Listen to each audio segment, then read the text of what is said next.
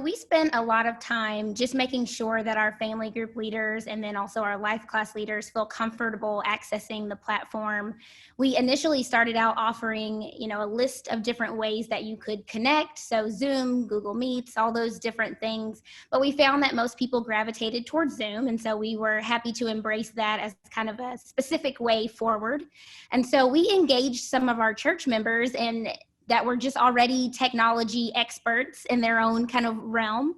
And they provided some opportunities for people to log on and learn all of the basics and essentials about hosting on Zoom.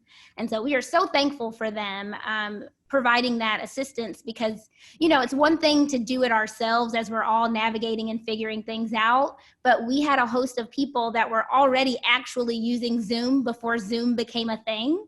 And so they were able to really give us that, experience firsthand. We also continue to provide our usual training, and we normally do that through meetings with our discipleship team, where we're just continuing to pour into them the way that we normally would as they continue to shepherd and lead groups and classes.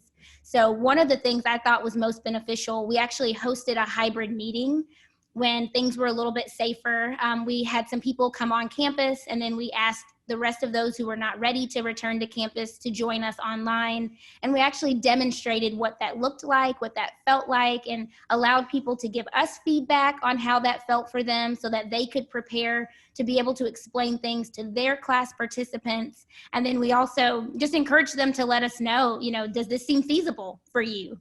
Is this something that feels like something you want to try? If not, how can we support you? So that is something that we focused on. I think really just giving people a chance to explore and navigate and make mistakes together is always very helpful. So train on what must be trained on, be editorial and meticulous about what you got to focus in on. Thom, how about you in BSF Online? And like I mentioned earlier in this conversation, you've been doing this before a pandemic. So what have you learned? What's working well for training your leaders? Yeah, that's a great question, because if you're familiar with BSF, it's a course of study that goes through like the school year. And like this next year, we'll be studying Genesis. And every week before a leader leads their group, every leader comes together for a leaders meeting where they get their training and preparation. So it's a weekly thing. And they prepare they meet together for prayer. They have a doctrine discussion. So they really see, okay, what's the key truths that we're trying to draw out of this passage and apply and make sure we come away with for our members, that they really see what this passage is about. They do a discussion of that lesson themselves as well. They get specific focused training on leading effectively as well. And that'll often include, usage of the various features, but not limited to the technical aspects of it. Certainly the technical aspects are critical, because we help to train them to use some of the features like in Zoom to make sure that people are participating and engaged, that sort of a thing. Because it's if you're like a talking head for 5 minutes or more, so you start to lose people, and so it has to be more interactive, and we train them in that. And we likewise have been blessed with some people who for years have been training online and helped us develop this.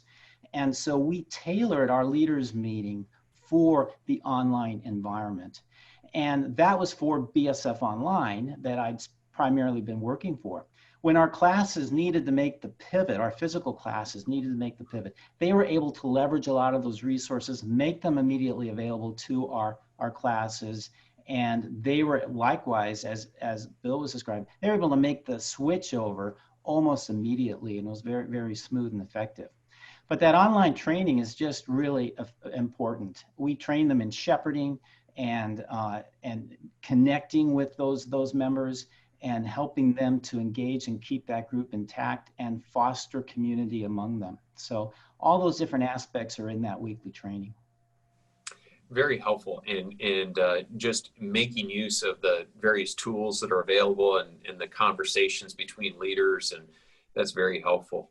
All right, now Bill, you know this because I've been studying for a very long time how North Point has trained its group leaders. I've borrowed ideas. I've just outright plagiarized you from time to time. And so But the last time I explored what you were doing, it was all in person. And I'm guessing that's probably not what you're doing now. So how are you training?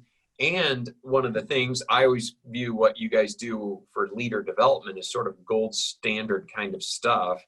How are you doing your leader care development work alongside of that in this new environment? Great questions, Bill, as usual.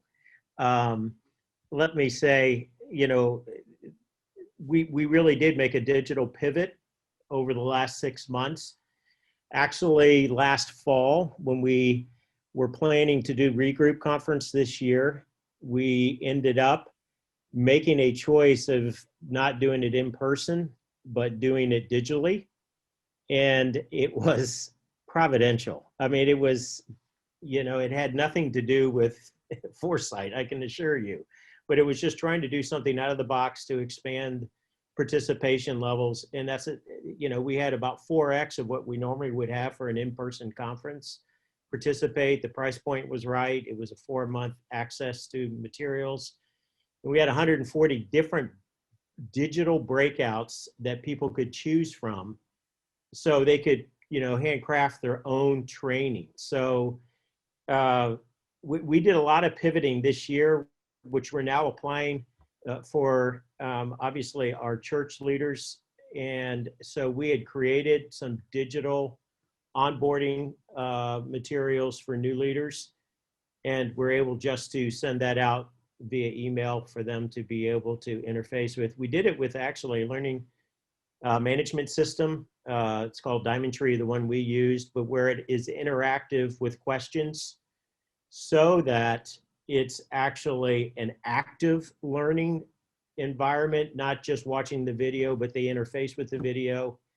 And it's really been encouraging and effective. But as it relates to online groups, we created a online playbook, a digital playbook.